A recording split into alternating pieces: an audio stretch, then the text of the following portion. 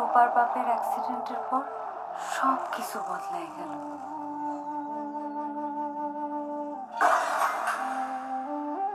একদিন দুদিন পর পর আসে 2 কেজি চাল দাও। চালটা কি বাসি আসে নাকি? আগের টাকা দেওয়ার নাম নেই, আধা কেজি চাল দিতে। আর চিন্তা করেন না ভাবি, সময় আর আমাকে এরকম থাকবো না। আপনি কি আমাকে ফ্যামিলি কার্ডের কথা শুনছেন? এই দেখেন, আমরা ফ্যামিলি কার্ড করতেছি। আর যে হাত সংসার করে সেই হাতেই আসুক শক্তি। পর্যায়ক্রমে ত্রয়োদশ জাতীয় সংসদ নির্বাচনে বাংলাদেশ জাতীয়তাবাদী দলের ঘোষিত নির্বাচনী ইশতেহারে 9টি প্রধান প্রতিশ্রুতির মধ্যে অন্যতম ছিল ফ্যামিলি কার্ড কর্মসূচি। নির্বাচনে বিএনপি দেশের প্রতিটি পরিবারের জন্য ফ্যামিলি কার্ড দেওয়ার প্রতিশ্রুতি দিয়েছিলেন, যে কার্ডের মাধ্যমে নারী প্রধান পরিবারদের সরাসরি অর্থ সহায়তা নিশ্চিত করার পরিকল্পনা করা হয়েছিল। এবার প্রতিশ্রুতি রেখেছেন মাননীয় প্রধানমন্ত্রী তারেক রহমান।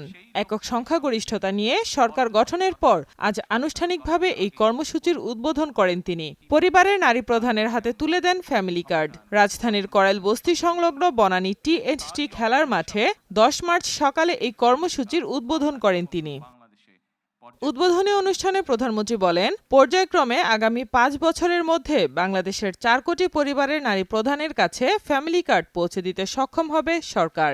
নারীর ক্ষমতায়নের মাধ্যমে পরিবারের জীবনমানের সার্বিক উন্নয়নে বর্তমান সরকারের অন্যতম নির্বাচনী অঙ্গীকার ফ্যামিলি কার্ড, যার পাইলটিং পর্যায়ের বিতরণ কার্যক্রমের আনুষ্ঠানিক সূচনা হলো আজ।